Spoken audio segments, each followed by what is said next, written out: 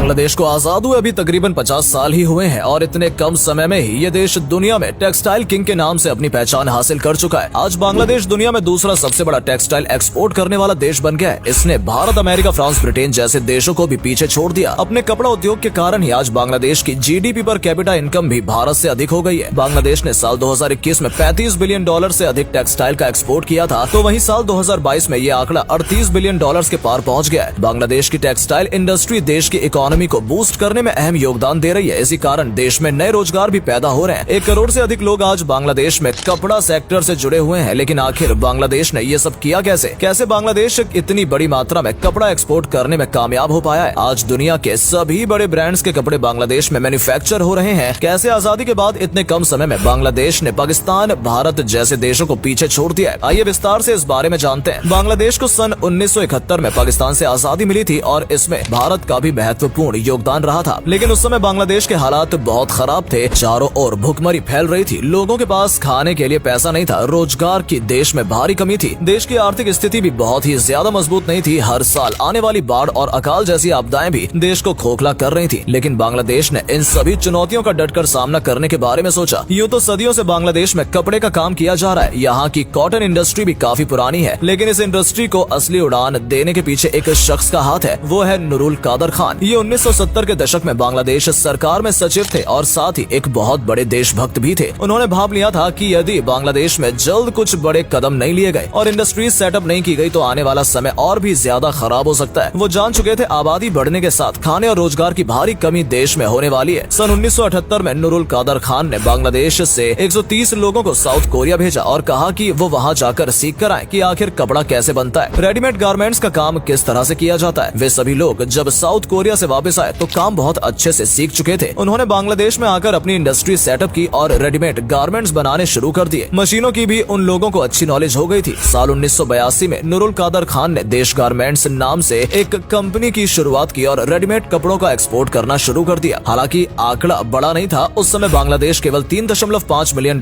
का एक्सपोर्ट ही दुनिया को कर रहा था। लेकिन साल 2007 में ये बढ़कर $10.7 बिलियन तक पहुँच गया और आज 2023 में ये $40 बिलियन का आंकड़ा पार हो चुका है। लेकिन क्या सिर्फ नुरुल कादर खान के कारण बांग्लादेश इतना बड़ा टेक्सटाइल एक्सपोर्टर बन गया? ऐसा बिल्कुल भी नहीं है। किसी भी देश के विकास में कभी किसी एक शख्स या सरकार का योगदान नहीं रहता, बल्कि साथ में जनता का सहयोग भी जरूरी है। और बांग्लादेश की जनता ने सरकार का पूरा सहयोग दिया। इसकी एक वजह रोजगार भी थी। जनता को रोजगार की तलाश थी और ऐसे में जो भी काम उन्हें कहा गया वो करने के लिए तैयार हो गए। जनता ने बढ़ चढ़कर सरकार का सहयोग दिया और लोग बड़ी संख्या में टेक्सटाइल इंडस्ट्री की ओर रुख करने लगे। आज बांग्लादेश के कुल एक्सपोर्ट में से 80% हिस्सा केवल टेक्सटाइल इंडस्ट्री का है। 5500 से अधिक टेक्सटाइल इंडस्ट्री बांग्लादेश में मौजूद है। बांग्लादेश की कपड़े की क्वालिटी भी काफी अच्छी मानी जाती है। यही वजह है कि H&M से लेकर प्यूमा और वॉलमार्क तक दुनिया के सभी बड़े क्लोथिंग ब्रांड्स के कपड़े की मैन्युफैक्चरिंग बांग्लादेश में हो रही है। असल में बांग्लादेश में बनने वाला कपड़ा काफी सस्ता पड़ता है और इसकी वजह है वहाँ की चीप लेबर। रिपोर्ट्स के मुताबिक एक टी शर्ट बनाने की लेबर कॉस्ट 80 पैसे से ₹1 है। बहुत से लोगों को 1 घंटे के ₹10 भी नहीं मिल पाते हैं। वहीं अधिकतर लोग जो टेक्सटाइल इंडस्ट्री में काम कर रहे हैं उन्हें महीने में 7 से 8 हजार रुपए का ही वेतन मिलता है। सस्ते मैन्युफैक्चरिंग और अच्छी क्वालिटी के कारण दुनिया भर के ब्रांड्स बांग्लादेश को कपड़ों के ऑर्डर देते हैं। आप भी अगर बड़े मॉल्स में जाएंगे और उसका टैग देखेंगे तो कई कपड़े आपको बांग्लादेश के बने हुए मिल जाएंगे। बांग्लादेश के टेक्सटाइल इंडस्ट्री का एक कारण ये भी है कि यूरोप में यहाँ के कपड़े एक्सपोर्ट करने पर कोई ड्यूटी नहीं लगती है। इससे यूरोपीय कंपनियों को और बांग्लादेश का दोनों का ही फायदा होता है। वहीं भारत जैसे देश को कपड़ा एक्सपोर्ट करने के लिए अच्छी खासी ड्यूटी पे करनी पड़ती है। आज बांग्लादेश सबसे अधिक मात्रा में यूरोपीय यूनियन और अमेरिका को ही अपना सामान एक्सपोर्ट कर रहा है। वहीं अपने पड़ोसी देशों के साथ भी बांग्लादेश लगातार अपने संबंध मजबूत कर रहा है और व्यापार बढ़ा रहा है। भारत में अच्छी खासी संख्या में बांग्लादेश रेडीमेड गारमेंट्स एक्सपोर्ट करता है। वहीं चीन, जो आज दुनिया में टेक्सटाइल इंडस्ट्री में नंबर 1 पर है, उसे भी बांग्लादेश अपना कपड़ा बेच रहा है। साल 2010 में बांग्लादेश चीन को करीब $52 मिलियन